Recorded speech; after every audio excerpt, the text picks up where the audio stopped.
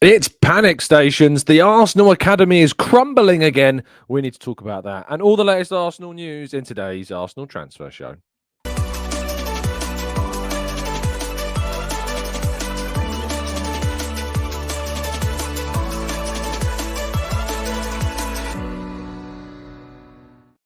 Hello and welcome to the Gooner Talk, back again with you guys and girls for another episode of what is the Arsenal Transfer Show. Joining you every single morning at 8 a.m. UK time. Thank you as always for joining me and making this a part of your morning routines. Incredibly appreciated. I hope you've had a fantastic week so far. I hope your weekend's going well and that it started with a Friday night fever.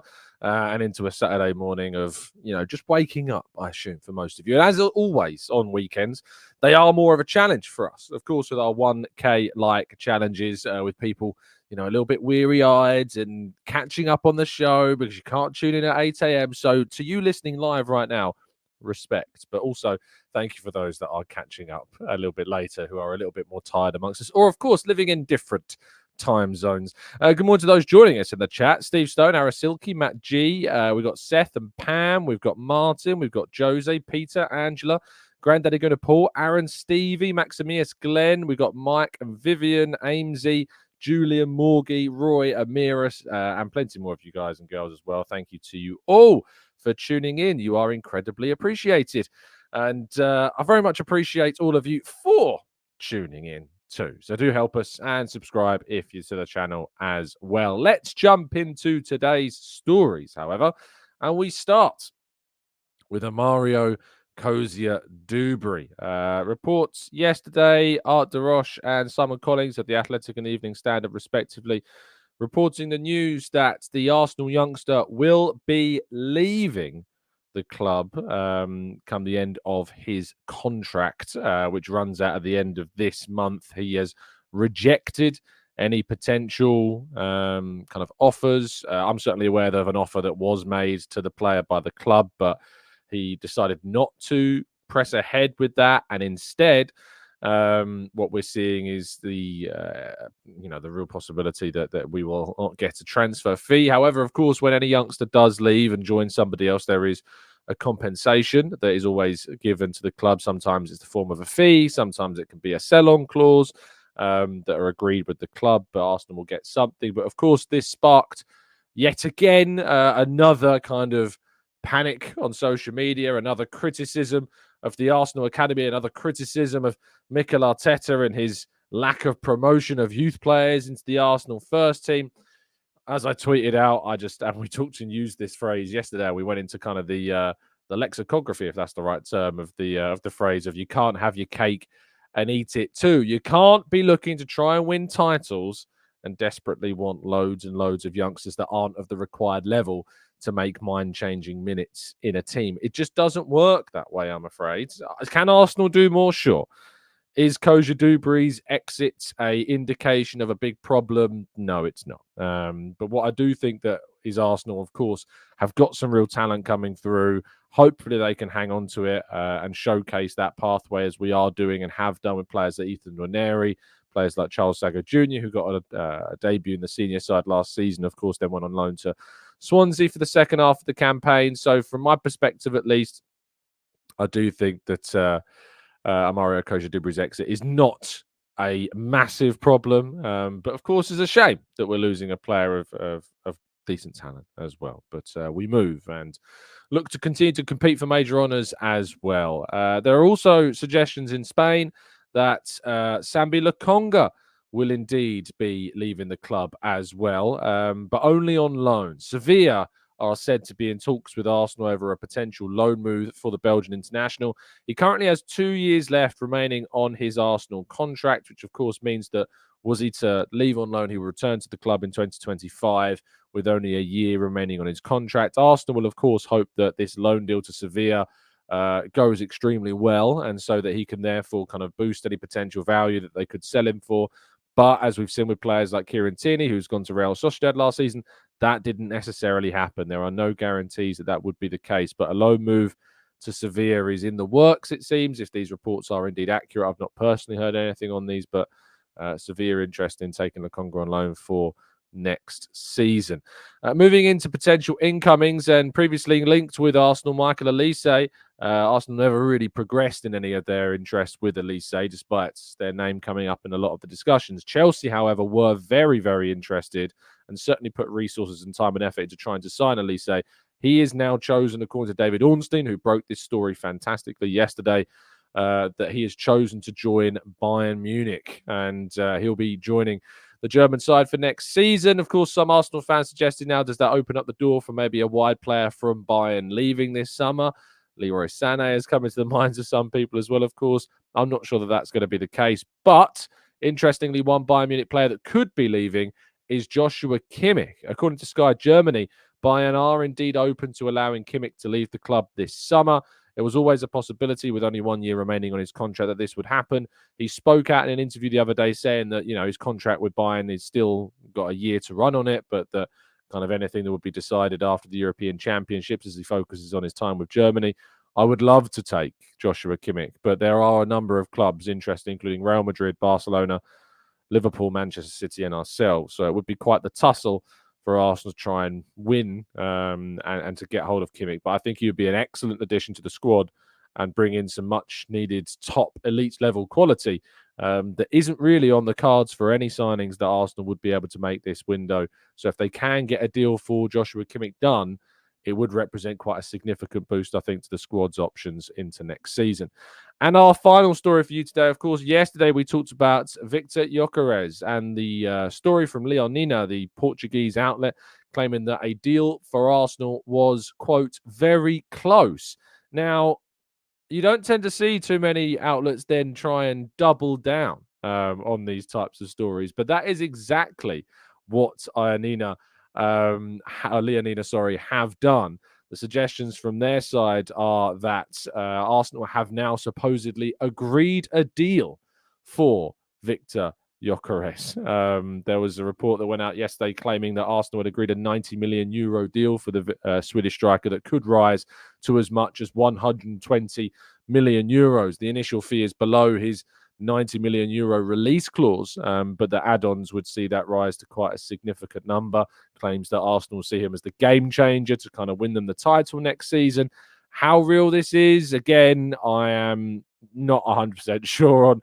I did speak to a contact of mine yesterday whose words were basically along the lines of, I'd be shocked if this happens, but, it doesn't mean that it doesn't mean that it won't. It just means that on that thread that they've personally not heard anything on that one either. But you've got to respect it. They're going out with these exclusives. They'll live or die by this sword, and certainly will be judged upon this story as a source if indeed it comes to fruition. They're claiming that more news on this will indeed drop kind of in by the end of this month, was the claim. I'll read you what it says in the article. It says, just like Leonino showed firsthand, the Swedish international is very close to reinforcing Arsenal, one of the historic clubs in the Premier League. Negotiations between Sporting and the London club have evolved rapidly in recent days, and there could be news by the end of the month. So there's your deadline. And I do say to you often, when you're kind of judging sources, when you're judging outlets, always look for a number of things. Look for where the outlet is in relation to either the club the player is at, the nationality of that player, and of course the buying club as well, which, to be fair to Leonina, they are a sporting-focused outlet. Always look for specific claims. Try and avoid vaguerities, vagueness rather, like, not mentioning a fee. They mention fee in detail. They talk about a 90 million euro agreement with potential add-ons reaching as high as 120 million euros. And they've given a timeline as well, which would be the end of this month for more news to drop on this story. So all of the little checkboxes that we have are, of course, kind of being ticked here. It is a source, of course, that we've not really heard of at all, which is quite a big checkbox that we are lacking, and that is the cross-referencing of other sources as well. And certainly from my side of things, I wasn't able to legitimize the claim, but it's very intriguing, this line and these stories and these claims, and you can be sure that we'll continue to bring you any further updates on these claims in the coming week, which of course would bring us to the end of June. But yeah, let's just see what happens, eh? Could be exciting. Could be a surprise. They may have a little scoop from behind the scenes at the club that no one else has got. It may all be a load of rubbish. We will wait and see. Well, let's go to part 2 and your questions right after this.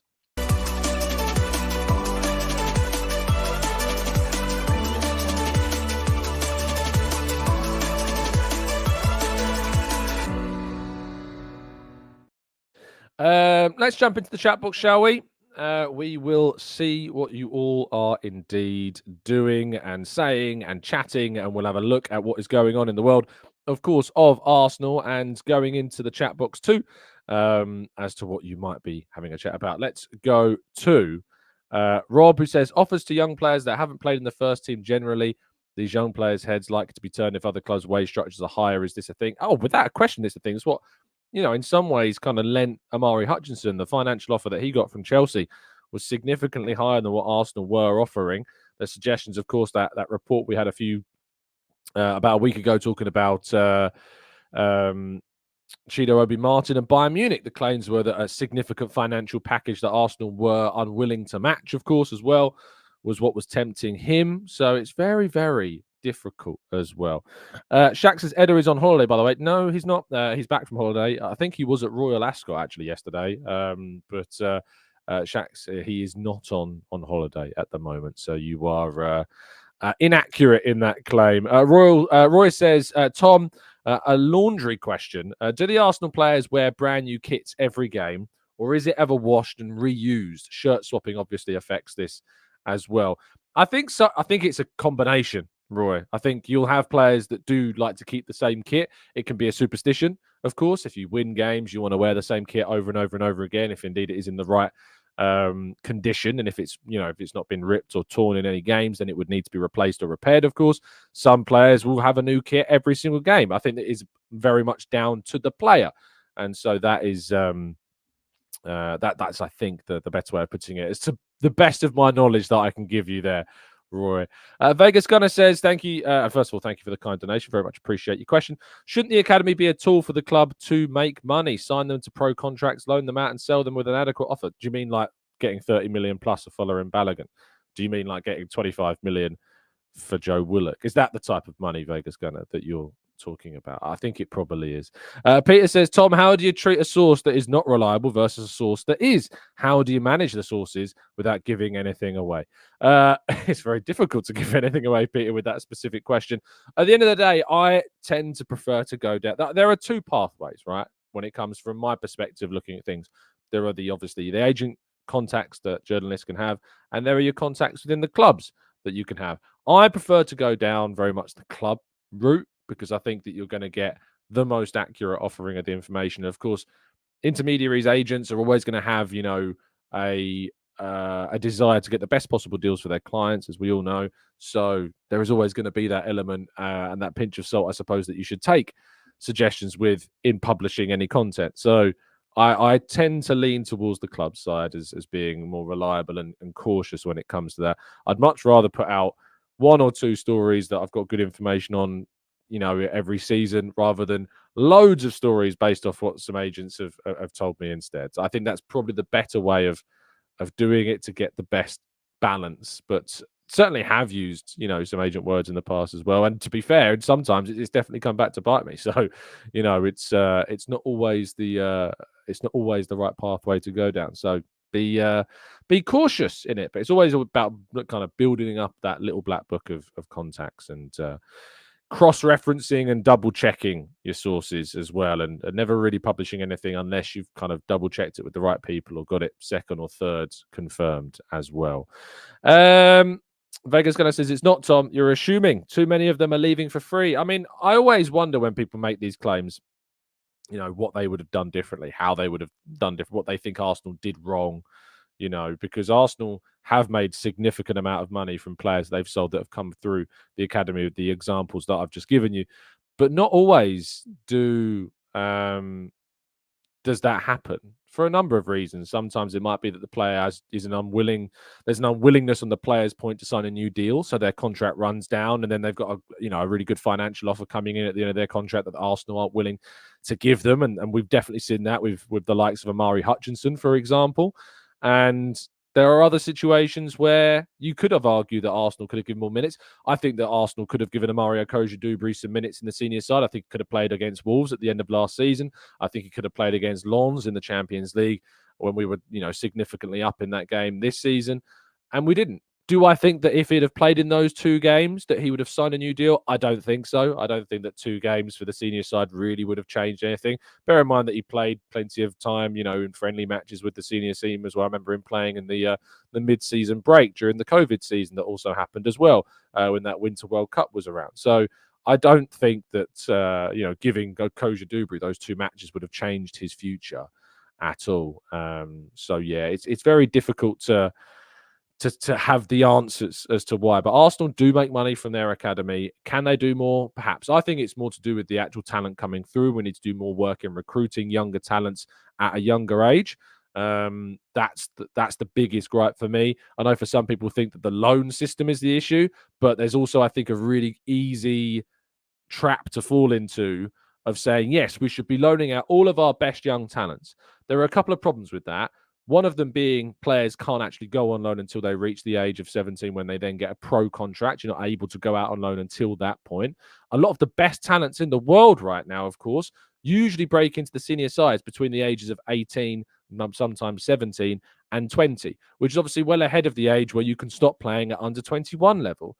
And you've got to remember, of course, that the biggest and best talents that are going to break into the teams like Arsenal and Manchester City are going to tend to do that at a much younger age than some of the teams that are further down the table that can then see those players break into the team at, say, 20, 21 instead, right? That's the reality of the situation. To be good enough to be playing for teams like Arsenal, Man City, you're most likely going to break in when you're 17, 18 years of age. And this is an age bracket where ultimately you've only been able to have 1 loan max because you turned 17, got your pro contract, had 1 season where you could go on loan, but actually Arsenal wanted to promote you into the under-21s or they wanted to promote you into the under-18s, because what also people overlook is that the youth side is the best education that a player can get as to the Arsenal philosophy. Going on loan to other clubs around the world will teach you valuable traits, will give you valuable experience, and of course will give you, a look in of senior football. But Arsenal's academy and the academies of all clubs, are meticulously planned so that they can be in a position to train up players to understand the Arsenal philosophy, the way the senior team play, so that when they get the opportunity to play in the senior team, they know the ins and outs of what's going on. If as soon as you turn 17 and you've gone off on 1, 2, 3, 4 loans, it doesn't necessarily have the most successful loans, or you might have some decent loans, but then get the opportunity to play in the first team. Your education of what is expected of Arsenal over the last few years is going to be affected by the fact that you've not been in the under-18s or under the under-21s for a longer period of time or for a significant period of time. The other part that's overlooked as well is that the under-21s and the under-18s must remain as competitive as possible.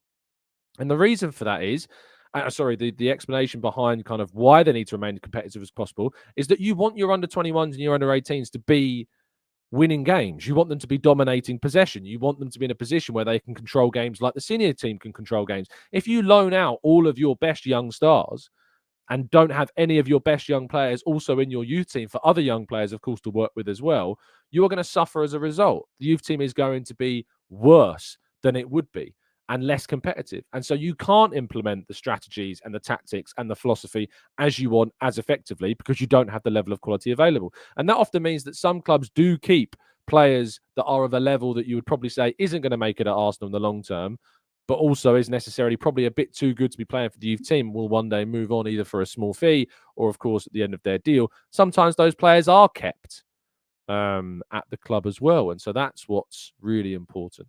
Damien says, what's the point in learning the Arsenal philosophy, though, if you don't get a minute? And, of course, as I've just explained, there are some players that, of course, don't get those minutes. But if you look at the history of like Premier League clubs and how many players make it, how many players are in those youth teams compared to the percentage of players that make it, you invest time and money into tens and hundreds of players so that you might get 1 or 2 that make it. Now, Arsenal have been in a fortunate position where they have 4 academy graduates right now in their senior squad. A 5th in terms of Ethan Nwaneri, of course, is banging on the door and got another Premier League experience for a 2nd season in a row playing against West Ham. And Charles Sago Jr., of course, made his debut against Brentford in the Carabao Cup earlier this season. And while you're doing all of that, You're balancing it, of course, with the competitions that you're in, that wanting to rise. What you often see is you see some people compare Chelsea, for example, that Chelsea do really good things in the market and have sold their youngsters for a lot of money. Now, we've gone back and forth, in terms of players that should be making it into the Arsenal first team.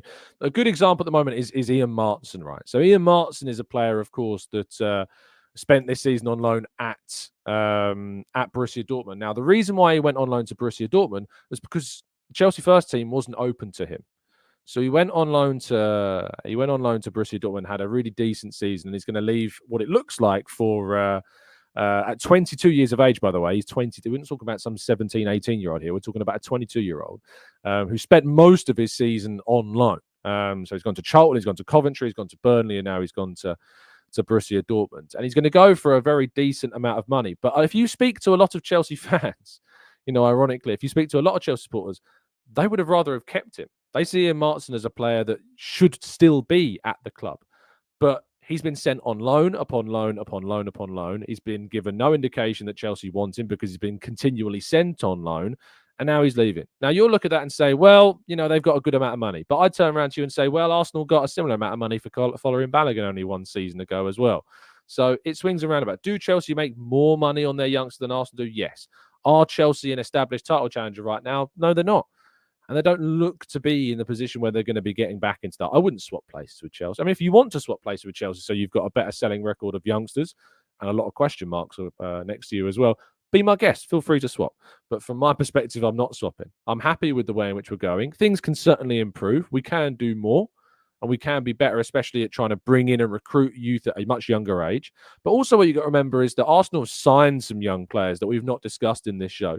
Arsenal signed William Saliba, around his 18th birthday. We signed Gabriel Martinelli around his 18th birthday, integrating those two players. People didn't agree with the way we handled the Saliba situation, which ironically, for those complaining about sending players on loan, we send Saliba on loan, people complain. And yet that was the right pathway for Saliba to get him integrated eventually into the Arsenal first team and bring him into the fold as well. It's like the cake and eat it scenario is perfect for this because it seems that people want what is just theoretically not there. I think there are some valid criticisms, as we talked about, which say, can we loan players a bit better? Sure, we could loan some players a bit better. Could we give some players a few more opportunities in the first team? Sure, perhaps we could. But I also think we've been pretty unfortunate as well in the cup competitions and who we've been drawn against. We haven't been getting the lower opposition teams. And when we did, to be fair, that was when we gave players opportunities like Charlie Patino, who, of course, made his debut and even scored a goal. He started in that FA Cup game against Nottingham Forest, which, ironically, we lost. So, we need to find that balance. We want to compete across the cup competitions. We want to progress going forwards, but we also want to give these young players opportunities. It's about finding that balance. I think that Arsenal, in where we are as a club, have done very well to get back into a position where we're now competing for titles, which is great. And we expect to do that again next season. And we expect to progress. But at the same time, if we're desperately wanting more young players to get more minutes, and so we can either sell them for more money or whatever, we're forgetting as well that we do send players out on loan and we are going to get hopefully some decent fees for some players. We've sent Charlie Patino out for the last 2 seasons and it's not gone great. It's gone to Blackpool. He's gone to Swansea. It's not gone great. Is that Arsenal's fault? I would question why that would be Arsenal's fault, but he's going down to now 1 year left on his contract because he's going on loan, even though we did give him minutes, we gave him starts. I mean, Charlie Patino's case study is really interesting because you could argue that we've done everything with Charlie Patino that fans have wanted us to do with more players.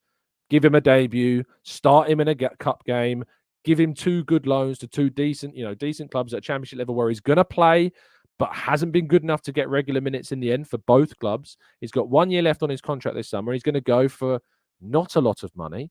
So where do we find that? Where's the balance? Where is the right pathway? If you've got an example like Charlie Patino, who we've done everything that critics would say we should be doing with more players, and it's not worked out. So where do you find the answer? That's my question to you, I guess, those that are criticising what we're doing with those players. Jabu says, Raw Waters should have been given a chance. Miles Lewis, Skelly, Cozier-Duberry, Ethan need more chances. We were beating teams by 4 goals, but we never gave those players those opportunities. And I think that this, Jabu, especially the last point, that is where things hopefully will change in the future.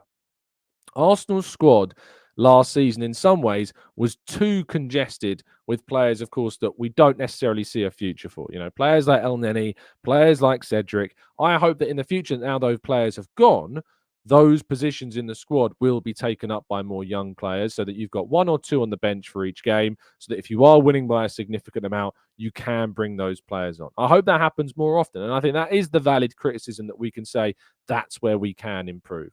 That when we're winning 5-0 at Sheffield United, then we're winning 6-0 at West Ham, which, to be fair, we did bring Ethan Nwaneri on in that game. That's when we can give those opportunities. Raw Waters is an interesting one. He probably could have had a senior appearance. He did play a couple of senior friendlies, of course, as we know. He could have been given a potentially, but I never, from watching Raw Waters on a semi-regular basis as well for the youth team and watching him play in the city team, I never got the feeling that this was a kid that was going to make it at Arsenal.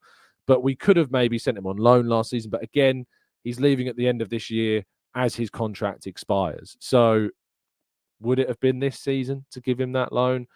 Who knows? But you look at a player like Reece Nelson, as David Ornstein reports, we might be looking to get, around £20 million. That apparently is the asking price, including add-ons for Reece Nelson this summer. And if any team wants him, we might get another 20 million boost plus from a player that's come from our academy. And he joins the long list of players like Balogun, like Willock, like Iwobi that have made Arsenal a significant amount of money from the academy. So it's, again, we come back to that point of balance.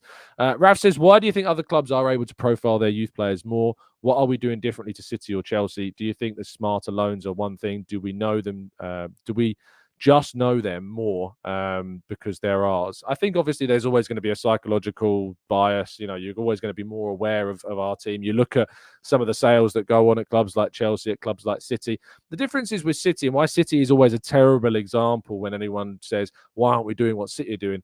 The difference is with City is that they've always had, over the last decade, an incredibly strong squad and bench, so that they know that consistently they're going to be winning games. They're going to be competing for every top honour. They can bring in an Oscar Bob. They can bring in a Cole Palmer for a few games. They can bring in an Oscar Garcia for a cup game, whatever, because they've got the quality still around it to win those games.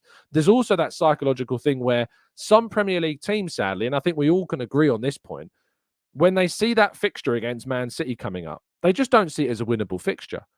So they'll have like a midweek game against a fellow relegation candidate in a few days' time. They'll rotate against Manchester City their weaker players in. And if you don't think that City is savvy enough to recognise that goes on, clue yourself up a little bit more on that, because that is what they're going to do. And they are going to be able to use the opportunity. Whereas any team that's played Arsenal in the last decade, up until perhaps this season, has always seen Arsenal as, you can get out Arsenal, you potentially get something from this Arsenal game. And it's only really been this season where Arsenal have stepped up their reputation to a level where, oh, crap, we got Arsenal this weekend. You got one of the best teams in the league coming, and, it's highly unlikely we're going to get a result. And so, we've been in situations where this season teams have just rolled over because once Arsenal get a goal, a second's coming, a third's coming, a fourth's coming. It's not like watching England. When we score, we don't sit back anymore. It's what we did, ironically, under Unai Emery too often during his tenure. Is that we'd score one or two goals and sadly we wouldn't consolidate that lead and it would cost us in the end. And Arteta has built up a philosophy now at Arsenal where if you get the goal, you get the second, you get the third, you keep going. That's why we scored more goals this season than the previous season. And that previous season was a Premier League record. We've won more games this season than ever before in the Premier League as well. And that's all come from the way in which we've built our squads. We can still do some more things better. Like the youth integration can be slightly better, but I do think that the criticism that is levelled at the club for its youth production, youth promotion, is far too hyperbolic. There is far too overreaction at it. And that's where I think that the psychological elements and the balance elements all come into kind of, dampen down that criticism that exists. Ike says, if Gyokeres comes to Arsenal, would it not push Havertz back into midfield where he isn't productive for Arsenal? Not necessarily, of course. There's rotation, and you may see Gyokeres come in and play with Havertz. You may see Havertz move into midfield. You may see Havertz start still and keep Gyokeres out of the side. It's about having those options. It's about having the different, being able to rotate at times. But every player has got to fight for their position on their own merit. You should never sign a player with a fear that a player that's currently in their position is going to get moved out. it's never smart to ever not sign somebody because you're worried about what it might do to somebody that's already in the team. You need to be ruthless. And that's the thing about Arteta, is that he has been ruthless. That's why we signed Raya. That's why we've brought in players like Yuri and Timber. Of course, there's a ruthlessness about our signings. There's a ruthlessness about not getting attached to players just because who they are. And we did that for too long under previous coaches. So it's important that you always bring in players that you think can upgrade your squad, but that you never pander to the idea that, I quite like this player, so I'm not going to sign somebody there. That's really important.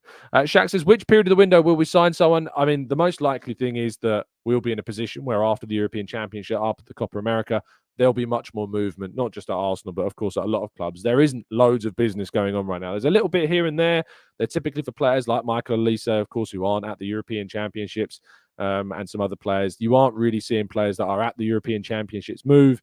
It's many players that aren't. And the fact of the matter is that a lot of the players that Arsenal want are of the highest caliber and are at these tournaments at the moment. So it's most likely that we'll see a lot more movement when the championships and when the Copa America start to come to a close. And of course, when they're finished, and hopefully get them in before, well ahead of our first game of the season as well. Sometimes opportunities open up later in the window. And so we move later in the window for some players, like we did with Raya. Sometimes those opportunities open up earlier in the window, like it did with Havertz. And that's when we signed Havertz then. But if you're not convinced by now, Shax, about what Arsenal are doing in the transfer window after where we've put our squad and how we've now closed the gap to Man City to just 2 points, I don't know what to tell you, mate. I don't think you're ever going to be convinced if you're not convinced by this point. Reece says, I do agree, Tom, but it looks the bench to say play Nwaneri when we're 5-0 up, and Arteta needs to play youth when this happens. And I think this is, again, what Jabu said earlier on in the chat. This is the point that Arteta needs to take more stock in. It's when we have a significant lead in games, these are the times where you can blood some youngsters a lot more. That's when you could. That is the only real gripe that I've got, is that we're not in those scenarios giving younger players more minutes, because we can and we should be doing that more.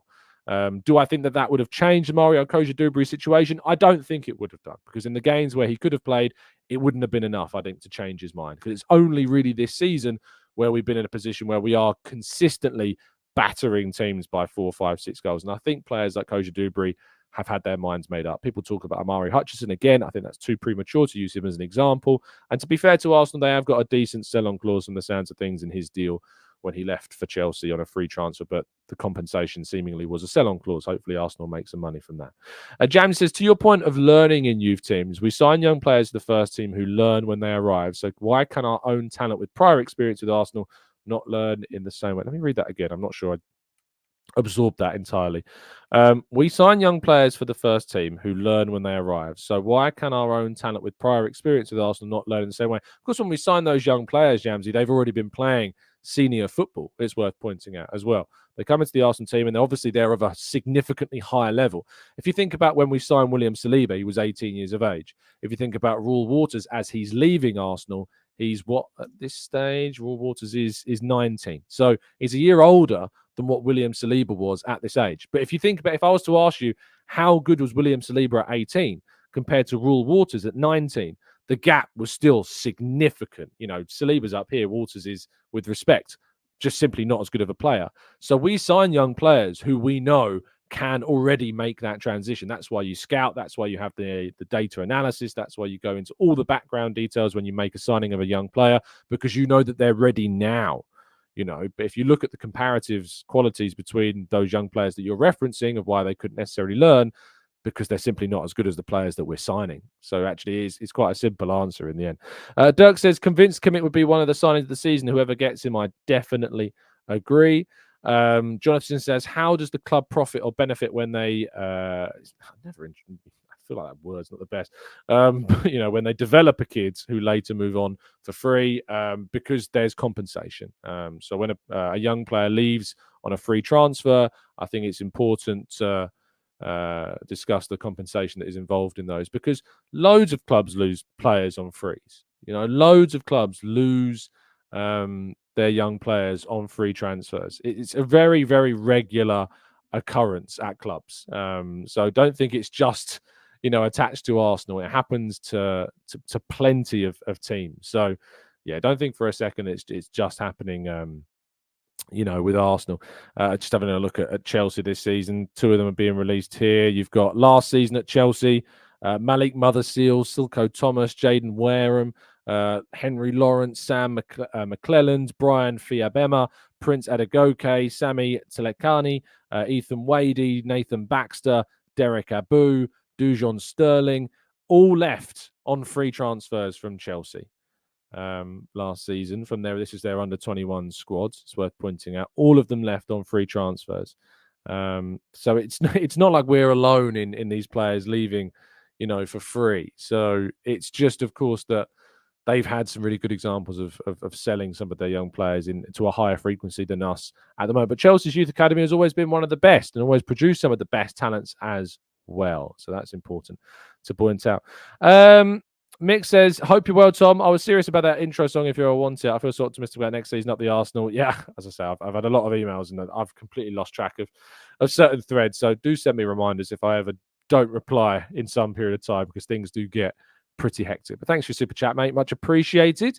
Christian says, Tom, any news of transfers of a midfielder? No, mate. It's very quiet on the front of a midfielder. I imagine, again, it's been one of those deals that will be probably delayed until after or towards the end of the European Championships. Arsenal are, there's not loads going on, as I say, in the transfer market at this moment in time. With me, David says, Tom, I beg to differ. You can't give one example of Charlie Patino. Liverpool are proof that you can give many youngsters opportunities and still win trophies. Of course, I'm saying that they have produced better players than us. This is what I'm saying. If Charlie Patino was at Liverpool, for all the will in the world that I like Charlie Patino and that he's been given opportunities, he has been overhyped by some of our, by a large portion of our fans. And I think that has come true as he's been on loan with Blackpool, with Swansea. Liverpool have produced some better players than us. But also with me, David, I would tell you, Saka, Smith Rowe, Nketiah, Nelson, these are all players that have won things with Arsenal. They were in the squad with the FA Cup. Smith Rowe may have just missed it, but certainly Saka and Nketiah and were in that squad when we won the FA Cup, and obviously Community Shield since then as well. But the irony is, of course, that we've gone out of cup competitions where Liverpool, of course, have got to semis and finals.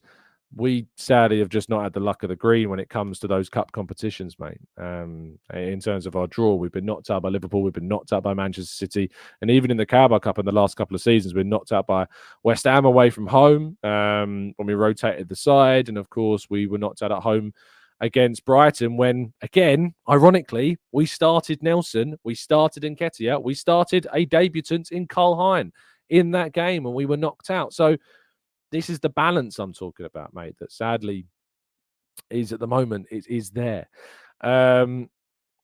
Yeah, feel free, Mix, to send me whatever you need. I can't guarantee that it will go anywhere, but feel free to send it to me. There's the on the About page is the email. You can find it. Peter says, I can understand a player leaving to get first-team football. What I don't get is when they leave and go to another Premier League club where they are not likely to get it.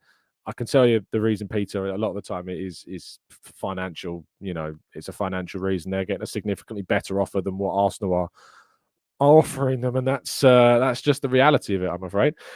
Rich says, Tom, for our backup keeper, what would you think of Dan Bentley at Wolves? He was a schoolboy at Arsenal. Is it experience in the Championship? Can't say I know too much about him at all, Rich.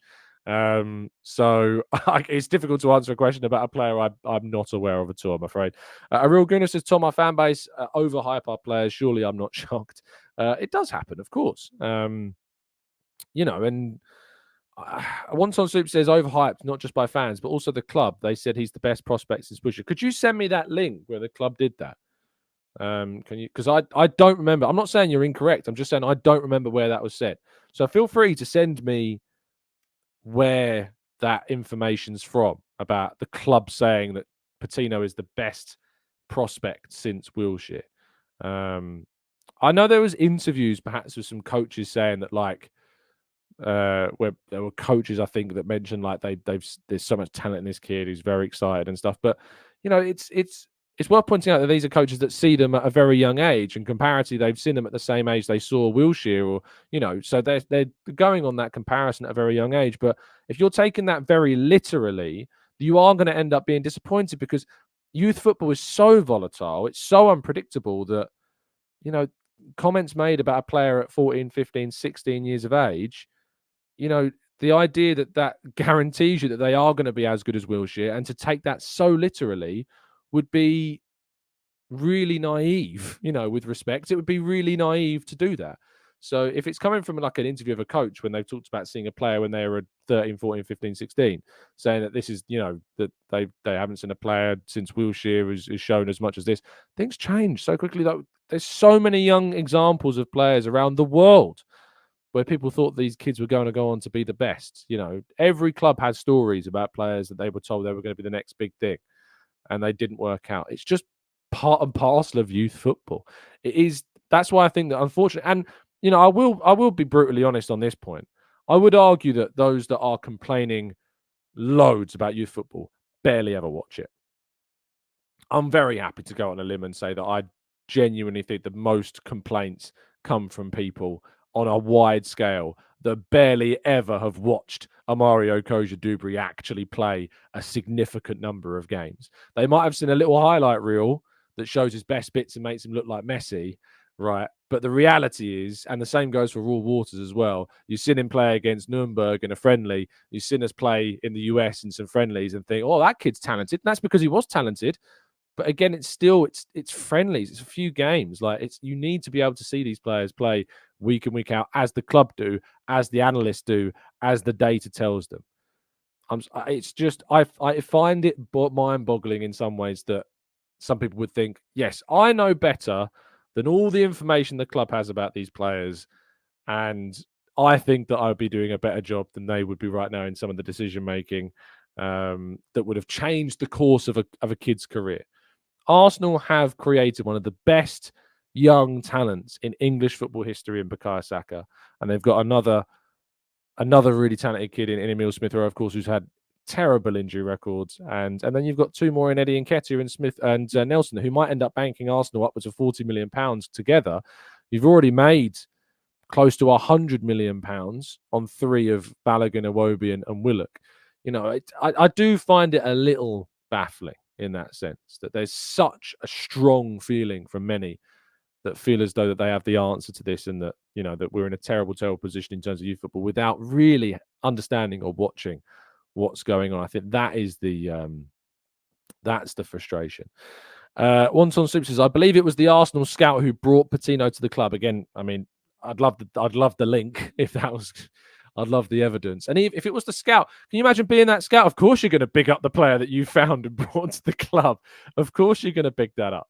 You want the players that you find and that you bring to the club to be the ones that are the most hyped, that are the ones that are most likely to succeed. Of course, that you want to keep your record intact. So of course you're going to talk very, promisingly about them. But I'd love to see where the article was. Feel free to go and find it for me before jumping into the chat box again. Baron says, morning Gooners. Do you think Kimmich at the 6th position takes to another level? Why hasn't he been playing the 6 at Bayern and in the German side? He has played the 6th position for Bayern Munich. And he has, I believe, played it also for Germany. But he is first and foremost a right back as well. Like, I think that is what I would describe as his primary position, is as a right back. But he's still a top quality player when he does play in midfield. But if you look at the numbers last season for Bayern Munich, do you think he played more games at right back, or do you think he played more games at defensive midfield? Well, from your comment question, where you said, do you think Kimmich at the 6 takes to another level? Why has he been playing the 6 at Bayern and the German side? I can tell you that he played 16 games as a right back, 1 game as a right wing back for Bayern last season. He played 26 games in midfield for Bayern last season. So maybe double check your facts, Baron, because of course, it's worth checking the evidence as always when coming with a claim. Sam says Real Madrid, Barca, Bayern all have 200 to 300 youth players that they're watching and scouting, and maybe only one of them will make it. Endrick for Real Madrid was one out of 35 Brazilians that they were looking at when they went to sign him. And look, it's interesting, isn't it? Would you swap Let's look at the recruitment of Chelsea over the last few years, right? Chelsea have done a really big push on signing young talents. They've spent huge sums of money, Chelsea, on signing some of the best, young stars around. Are you jealous of that business? Are you jealous in any way? Do you wish that Arsenal had adopted the strategy of bringing in some of the players that Chelsea have brought in? Just having a quick look. It's £50 million on Romeo Lavia, £25 million on Leslie Ugochukwu from Rennes, £15 million on Jurde Petrovic, £12 million on David Washington, £10 million on Angelo, two Santos players, the last two there. Going back a bit further, we've got, I wouldn't say Madueke would count really as a youth player, but definitely a young player. £12 million on Cesar Casadei, £10 million on Andre Santos, not that one. £10 million on David Datro Fofana, £8 million on Gabriel Salina. Going back another year as well, going back a bit further. I mean, this is probably outside of the Todd Bowley era, so it's probably unfair to go back as far as 2020. But do you take my point? Like, would you swap our recruitment in the last 2 summers with Chelsea's recruitment? I don't think so.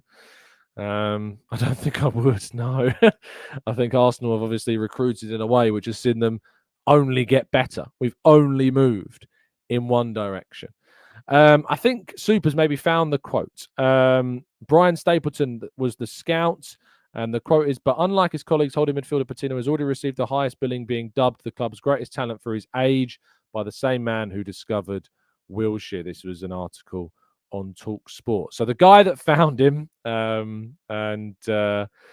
of course, looking rather talented. But you want those players to succeed, you know, and as I said, when they're signed at a very young age, loads going to happen. It's so unpredictable, youth football, you know. It's really, really difficult to expect that to just go in that trajectory. You might see talent in them at, 13, 14, 15 years of age that there's the same as a player like Wilshere at the same age, but it doesn't mean they're going to follow the same pathway.